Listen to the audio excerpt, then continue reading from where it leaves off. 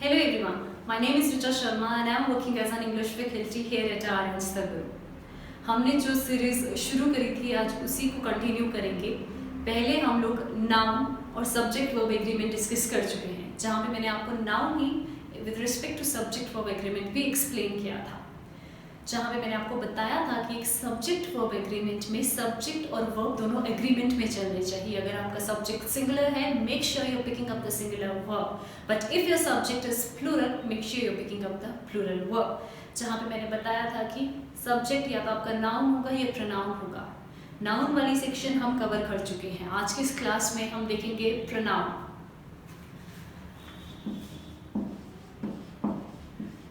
Pronoun ऐसे words हैं जिनको हम नाउन के प्लेस पे यूज कर सकते हैं।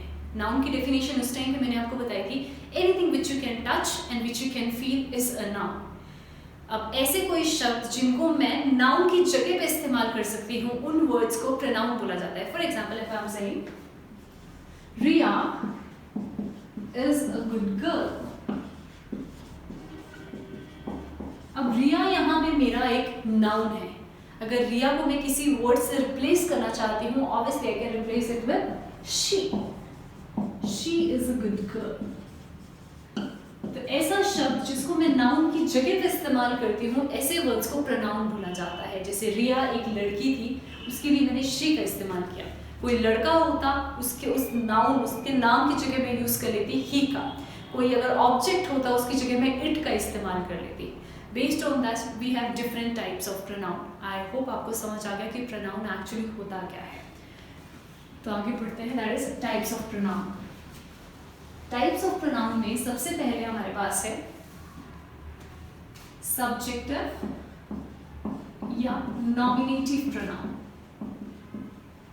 Then we have accusative या objective pronoun. We have possessive pronoun. Then we have reflexive pronoun. पहले मैं यही चार डिस्कस करूंगी, उसके बाद we have variety of pronouns, तो वो उसके बाद मैं उसके बाद आती हूँ। सबसे पहले subjective या nominative pronoun. As the name suggests, ऐसे pronoun जिनको मैं subject noun की जगह इस्तेमाल कर सकती हूँ। जैसे जब मैंने बोला रिया is a good girl, वहाँ पे मेरा subject है रिया, तो वो एक सब्जेक्टिव नाउन है। उसकी जगह अगर मुझे कुछ रिप्लेस करना है तो मुझे सब्जेक्टिव प्रोनाउन उठाना पड़ेगा।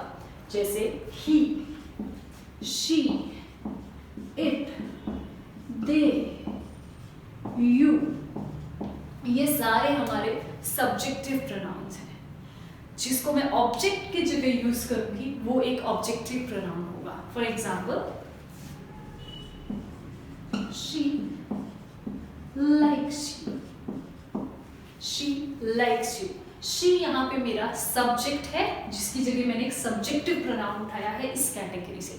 Likes यहाँ पे एक वर्ब है और ये चीज यहाँ पे मेरा ऑब्जेक्ट है। ऑब्जेक्ट स्पेसिफिकली एक ऑब्जेक्टिव प्रोनाउन, जिसको मैं ऑब्जेक्ट की जगह यूज करूंगी वो मेरे ऑब्जेक्टिव प्रोनाउन है। अगर इसी को मान लीजिए मुझे उल्टा लिखना है कि ये जहाँ मेरा ऑब्जेक्ट है, अब मुझे इसको मेरा सब्जेक्ट बनाना है और सब्जेक्ट का ऑब्जेक्ट बनाना है। उस तरीके से अगर मुझे लिखना है यू लाइक हर, अब यू यहाँ पे मेरा एक सब्जेक्ट है, यू अपने साथ प्लूरल वर्ब उठाता है, तो यहाँ पे मैंने लाइक्स को, जो कि सिंगुलर फॉर्म था, उसको प्लूरल फॉर्म में लिखा है। और फर्दर शी, जो यहाँ पे मेरा सब्जेक्ट था, जब मुझे उसको ऑब्जेक्ट बनाना था तो उसका ऑब्जेक्टिव प्रोनाउन होता है हर। इसी तरीके से हर सब्जेक्टिव प्रोनाउन का एक पर्टिकुलर ऑब्जेक्टिव प्रोनाउन है। फॉर एग्जाम्पल, यहाँ पे देखिए, ही का ऑब्जेक्टिव प्रोनाउन होता है हिम, शी का ऑब्जेक्टिव प्रोनाउन होता है her. The objective pronoun of it ही यूज करते हैं। For example, it's a nice chair. Okay, they का ऑब्जेक्टिव प्रोनाउन होता है देम, यू का ऑब्जेक्टिव प्रोनाउन होता है यू। फॉर एग्जाम्पल, अगर मैं बोलूं I like you, इसका उल्टा होगा you like me। तो यहाँ पे you ऑब्जेक्ट था, यहाँ पे सब्जेक्ट है, दोनों जगह you ही लग रहा है। और you जब ऑब्जेक्टिव प्रोनाउन की तरह बिहेव कर रहा है तब भी you है, you जब सब्जेक्टिव प्रोनाउन की तरह बिहेव कर रहा है तब भी you है। सच क्लियर? चलिए आगे बढ़ते हैं। ऑब्जेक्टिव प्रोनाउन के बाद नेक्स्ट आते हैं possessive pronoun. Possessive pronoun as the name suggest, जब मुझे किसी चीज का पोजीशन बताना है कि कोई चीज मेरी है, वहां पे मैं यूज करूंगी पोजेसिव प्रोनाउन का। अगर मेरे को ही का पोजीशन बताना है तो हम पोजेसिव प्रोनाउन यूज करते हैं हिज। शी का पोजेसिव प्रोनाउन होता है हर्स। इट का पोजेसिव प्रोनाउन होता है it's. Possessive pronoun of they is their. Possessive pronoun of you is your. यहाँ पे मैं 2 चीजें और लिखूंगी, her या their, yours या your। अब ये मैंने क्यों स्लैश करके अलग से लिखा है वो मैं आपको अभी समझाऊंगी। इनमें से जो पोजेसिव प्रोनाउन है वो इस साइड वाले हैं, his, hers, its, theirs, yours, ये सारे हैं बच्चे हमारे पास पोजेसिव प्रोनाउन। फिर ये जो मैंने इस तरफ लिख रखे हैं ये क्या है, ये एडजेक्टिव है। हल्का सा मैं आपको बता देती हूँ, और तो ये चीज़ हम ज़्यादा अच्छे से डिटेलिंग में करेंगे एडजेक्टिव्स वाले टॉपिक में। फॉर एग्जाम्पल बच्चे अगर मैं यहाँ पे ऐसे लिखती हूँ, This house is hers। और एक और एग्जाम्पल लिख लेते हैं, may be this is her house। ठीक है, अब आप ऊपर वाले केस में अगर देखेंगे, यहाँ पे ये चीज थोड़ा सा आइडेंटिफाई करते हुए चलते हैं। हाउस यहाँ पे नाउन है क्योंकि हम ऑलरेडी कर चुके हैं, बाकी चीजें मैंने आपको नहीं करवाई हैं। ये यहाँ पे मेन वर्ब है, this is our main verb. यहाँ पे again is our main verb. This यहाँ पे क्या है, this is also a pronoun. एक जगह वो एडजेक्टिव बिहेव कर रहा है, दूसरी जगह वो प्रोनाउन है। This, that, these, those is another category of pronoun, जिनको हम बोलते हैं डेमोन्स्ट्रेटिव प्रोनाउंस। ठीक है, इनको हम बोलते हैं डेमोन्स्ट्रेटिव प्रोनाउन। तो दिस यहाँ पे और यहाँ पे, बट ये अलग अलग है, दोनों जगह ही ये प्रोनाउन नहीं है। ये मुझे कहाँ से पता चला बेटा, एडजेक्टिव ऐसा शब्द होता है जो मुझे नाउन या प्रोनाउन के बारे में कुछ ना कुछ इंफॉर्मेशन देता है। ठीक है, adjectives are such word which modify noun और प्रोनाउन। और जनरली 90% केसेस में आप ऐसे देखेंगे कि एडजेक्टिव के इमीडिएट बाद आपको नाउन देखने को मिलेगा, वेराज जो शब्द प्रोनाउन बिहेव कर रहा है उसके बाद आपको वर्ब देखने को मिलेगी, उसके बाद नाउन देखने को नहीं मिलेगा, बिकॉज प्रोनाउन तो खुद नाउन की जगह पे आके बैठा है। मैं फिर से एक बार ये एक्सप्लेन कर देती हूँ। कोई एक शब्द है, जैसे दिस का यहाँ मैं एग्जाम्पल लूँ, तो ये एडजेक्टिव भी बिहेव कर सकता है, प्रोनाउन भी बिहेव कर सकता है, डिपेंड्स ऑन इट्स यूजेज। ये एडजेक्टिव अगर आपको लॉजिकली समझना है, उसका मतलब समझना है, तो एडजेक्टिव वो होता है जो नाउन या प्रोनाउन के बारे में मुझे कुछ ना कुछ इन्फॉर्मेशन देता है, और प्रोनाउन वो होता है जो नाउन को हटा के उसकी जगह पे आता है। आइडेंटिफाई करने का ट्रिक क्या है कि एडजेक्टिव के इमीडिएट बाद मेरे को नाउन देखने को मिलेगा, बट प्रोनाउन के इमीडिएट बाद मेरे को नाउन देखने को नहीं मिलेगा, मेरे को उसके बाद वर्ब देखने को मिलेगी। ये दिस यहाँ पे इसके इमीडिएट बाद देखिए मेरे को नाउन देखने को मिल रहा है, तो यहाँ पे ये एक डेमोन्स्ट्रेटिव एडजेक्टिव है। Whereas ये वाला दिस जो है, इसके इमीडिएट बाद के मेरे को कोई नाउन देखने को मिल रहा है नहीं, यहाँ पे वर्ब है, तो ये यहाँ पे एक प्रोनाउन है। अगर सेंस के हिसाब से समझना है, मैं बोल रही हूँ दिस हाउस, ये है घर, ये है घर, तो वो नाउन के बारे में मुझे इन्फॉर्मेशन दे रहा है कि मैं कौन से घर की बात कर रही हूँ, इस घर की बात कर रही हूँ, ये है घर। तो जो नाउन के बारे में इन्फॉर्मेशन देता है वो शब्द बेटा मेरा एडजेक्टिव होता है। Coming back to this thing कि हर्स और हर मैंने ऐसे क्यों लिखा है, यहाँ पे आप देखिए, क्या इस हर्स जब मैंने लिखा है कि इसके बाद मैं कोई नाउन दे रही हूँ, नहीं, सेम रूल, जब मैं ये लिखने के बाद इसके बाद कोई नाउन नहीं दे रही हूँ, तो वहाँ पे ये चीज़ मेरा एक प्रोनाउन है। वेराज यहाँ पे हर हाउस जब मैं लिख रही हूँ, तो इस हर के बाद क्योंकि मैं एक नाउन दे रही हूँ, तो ये वाला हर मेरा एडजेक्टिव है। तो ये वाली चीज़ें जो मैंने लिख रखी हैं, हर, देयर, योर, ये सारे बच्चे एडजेक्टिव है।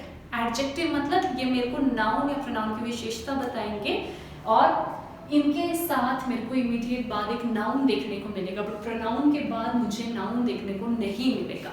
आई hope this is clear to you. Even if not, हम एडजेक्टिव्स में इसको और ज़्यादा डिटेल में करेंगे। Coming to the next type of pronoun, that is reflexive pronoun. Reflexive pronoun कुछ इस तरीके होते हैं, जैसे he का होगा himself, she का होगा herself, and we have itself, themselves, and at the end I have yourself.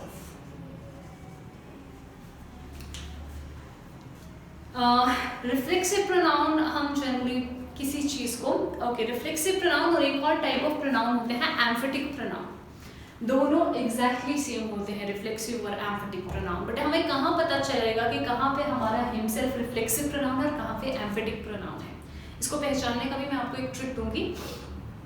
Emphatic pronoun में जनरली जो आपका सब्जेक्ट और ऑब्जेक्ट होगा वो अलग अलग होगा. ध्यान से सुनिएगा, एम्फेटिक प्रोनाउन में आपका सब्जेक्ट और ऑब्जेक्ट अलग अलग होगा. whereas रिफ्लेक्सिव प्रोनाउन में जो आपका सब्जेक्ट होगा वही आपका ऑब्जेक्ट होगा. जैसे for example, she hurts herself. I'm saying she hurts herself. अब वो herself के उसी she के लिए नहीं आ रखा है. जी हाँ, लड़की ने खुद को हर्ट कर लिया, तो she के लिए ही herself आ रखा है. मतलब जो मेरा सब्जेक्ट है वही मेरा ऑब्जेक्ट है. तो वहां पे जो herself होगा वो एक रिफ्लेक्सिव प्रोनाउन होगा. whereas जब मैं ऐसे बोलूं, जब मेरा सब्जेक्ट और ऑब्जेक्ट अलग है, she herself opened the door. she herself opened the door. अब यहाँ पे मेरा सब्जेक्ट she है बट मेरा ऑब्जेक्ट है the door. और जहाँ मेरा सब्जेक्ट और ऑब्जेक्ट अलग अलग होगा वहाँ पे वो जो herself बीच में आ रखा है वो एक एम्फेटिक प्रोनाउन है. अगर आप इसकी सेंस भी समझे, जब मैं ऐसे बोल रही हूँ लड़की ने खुद ही दरवाजा खोला, मैं एम्फसाइज डाल रही हूँ, मैं जोर डाल रही हूँ उस पर कि खुद ही दरवाजा खोला, तो वहाँ पे वो बिहेव करेगा as emphatic pronoun. I hope this is clear. आज के क्लास में हमने देखा कि प्रोनाउंस क्या होते हैं, ऐसे शब्द जिनको हम नाउन की जगह पे इस्तेमाल कर सकते हैं. I've discussed various types of pronoun that we have. First, subjective और nominative pronoun, जिनको मैं subjective noun की जगह इस्तेमाल करूँगी. कोई लड़का है, उसके नाम को रिप्लेस करके मैंने ही लगा दिया, किसी लड़की के नाम की जगह she लगा दिया, उस तरीके से. जो मैं ऑब्जेक्टिव केस में रिप्लेस करूँगी वो मैं ऑब्जेक्टिव प्रोनाउन से किसी नाउन को अगर रिप्लेस करूँगी तो वहाँ पे मैं ऑब्जेक्टिव प्रोनाउन लगाऊंगी. पोजेसिव प्रोनाउन कोई चीज़ पोजेशन बनाने के लिए, जैसे this is my house, but वहाँ पे माई एक प्रोनाउन नहीं है, इट्स एन एडजेक्टिव. हमें कैसे पता चला? जब मैं ऐसे बोली दिस इज माई हाउस, तो उसके बाद जो हाउस है वो नाउन है. एडजेक्टिव्स के बाद जनरली एक नाउन आता है. whereas अगर यही चीज़ मुझे एक प्रोनाउन का इस्तेमाल करके बोलनी है तो मैं कैसे बोलूँगी? आप भी कोशिश करिए. मैं ऐसे बोलूँगी दिस हाउस इज माइन. अब जब मैं माइन बोल रही हूँ तो उसके आगे तो मैं कोई नाउन वगैरह नहीं दे रही हूँ, वो एक प्रोनाउन है वहाँ पर. पोजेसिव प्रोनाउंस के बाद नेक्स्ट हमने डिस्कस किया रिफ्लेक्सिव प्रोनाउन. रिफ्लेक्सिव प्रोनाउन और एम्फेटिक प्रोनाउन मैंने आपको एक साथ पढ़ाए. जहाँ पे आपका सब्जेक्ट और ऑब्जेक्ट सेम है वहाँ पे ये रिफ्लेक्सिव प्रोनाउन होगा. whereas जहाँ पे आपका सब्जेक्ट और ऑब्जेक्ट अलग अलग है वहाँ पे वो एम्फेटिक प्रोनाउन होगा. मैंने आपको बीच में डेमोन्स्ट्रेटिव प्रोनाउंस भी एक्सप्लेन करे, दिस दैट दीज दोज, ये सारे डेमोन्स्ट्रेटिव प्रोनाउन होते हैं. बट यहाँ पे भी इट वेरीज, कहाँ पे वो प्रोनाउन की तरह यूज हो रहा है और कहाँ पे वो एडजेक्टिव एक्ट करेगा. जहाँ एडजेक्टिव एक्ट करेगा उसके इमीडिएट बाद आपको नाउन देखने को मिलेगा. फॉर एग्जाम्पल वही उठा लेते हैं दिस हाउस इज माइन, तो वहाँ पे दिस के बाद आ रहा है हाउस. हाउस एक नाउन है तो वहाँ पे दिस एक एडजेक्टिव है. whereas अगर मैं ऐसे बोलूँ दिस इज माई हाउस, तो वहाँ पे वो जो दिस है वो एक प्रोनाउन की तरह बिहेव करे बिकॉज उसके बाद वर्ब आ रहा है. आई hope this is clear and helpful. Thank you so much.